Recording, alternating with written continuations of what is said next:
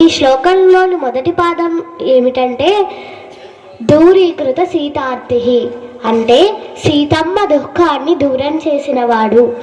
లంకలో రావణుడి చెరలో ఉన్న సీతమ్మ పడుతున్న అంతులేని బాధను, దుఃఖాన్ని స్వయంగా చూసిన హనుమంతుల వారు శీఘ్రమే రాముల వారు వచ్చి రక్షిస్తారనే భరోసాను, అలాగే రాముల వారి క్షేమాన్ని సీతమ్మకు వివరిస్తారు. అది సీతమ్మ మనసులోని ఆర్తిని, బాధను తాత్కాలికంగా దూరం చేస్తుంది. ఈ సుందరకాండ మొదటి నుండి అంతం వరకు హనుమంతుల వారి ప్రధాన లక్ష్యం ఏమిటంటే సీతమ్మను వెతకటం, అలాగే ఆమెకు ధైర్యం చెప్పటం. ఇక రెండవ పాదం ఏమిటంటే ప్రకటీకృత రామ వైభవ స్ఫూర్తి, అంటే శ్రీరాముల వారి పరాక్రమాన్ని, వైభవాన్ని ప్రకటించిన వారు. అంటే హనుమంతుల వారు లంకలో ప్రవేశించిన తరువాత అశోకవనాన్ని ధ్వంసం చేసి అక్షకుమారుని సంహరించి లంకా దహనం చేసి రాముల వారి యొక్క పరాక్రమ వైభవాన్ని ప్రకటిస్తారు. శీఘ్రమే రాముల వారు వస్తారు, నిన్ను సంహరిస్తారు అనే సందేశాన్ని ఆ రావణునికి చేరవేసి రామ వైభవ స్ఫూర్తిని ప్రకటిస్తారు. అది రావణాసురుడిలో భయాన్ని, ఆలోచనను రేకెత్తిస్తుంది. ఇక మూడవ పాదం విషయానికి వస్తే దారిత దశముఖ కీర్తి, అంటే 10 తలల రావణాసురుని కీర్తిని నాశనం చేసిన వారు. దశముఖ చెప్పి శ్లోకాలు చెప్పి దాని తాత్పర్యాన్ని వివరిస్తుందంటే అది ఖచ్చితంగా కూడా చిన్నారి యొక్క పూర్వజన్మ సుకృతం. అటువంటి చిన్నారిని తయారు చేసి మనకు అప్పచెప్తున్నటువంటి ఆ తల్లిదండ్రులకి మనం నిజంగా శుభాకాంక్షలు చెప్పాలి, వాళ్ళకి కృతజ్ఞతలు తెలియజేయాలి. జై శ్రీరామ్, జై శ్రీరామ్, జై శ్రీరామ్.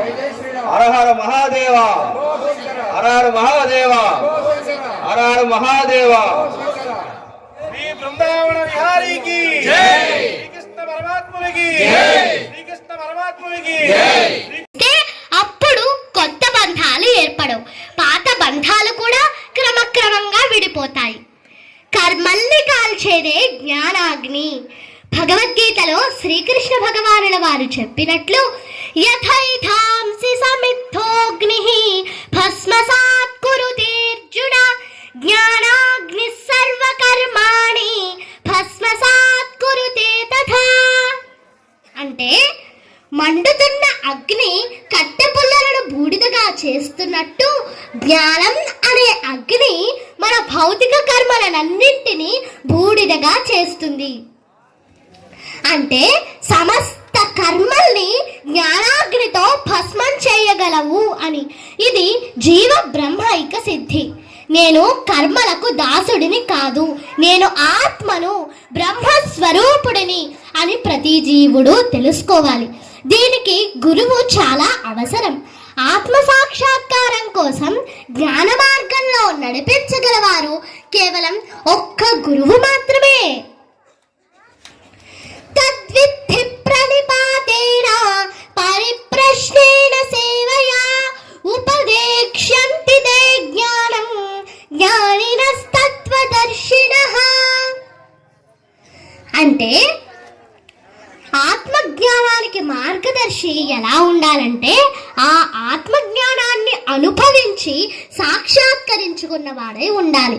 ఆయనను శరణు వేడిన వారే ముక్తిని చేరగలరు. సంపూర్ణ జ్ఞానం ఉన్నవారు నిండు కుండల వంటి వారు.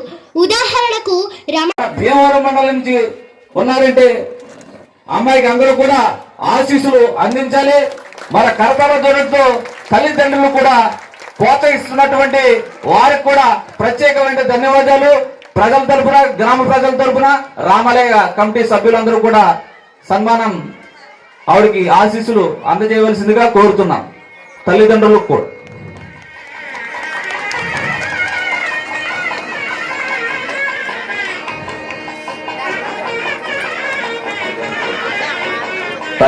కూడా రామాలయ గ్రామ పెద్దలు 5 కూడా సన్మాన కార్యక్రమంలో పాల్గొని వారి యొక్క కృషిని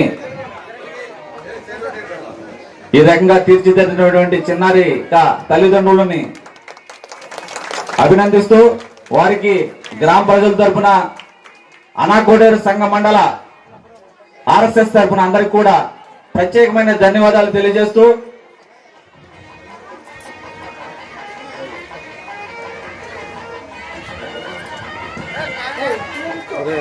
అమ్మా ఇందాక ఒక్క నిమిషం చెప్తాం, ఒక మాట చెప్తాం అనుకుంటే కరెంట్ పోయింది. కుటుంబం బాగుంటేనే దేశం బాగుంటుందమ్మా.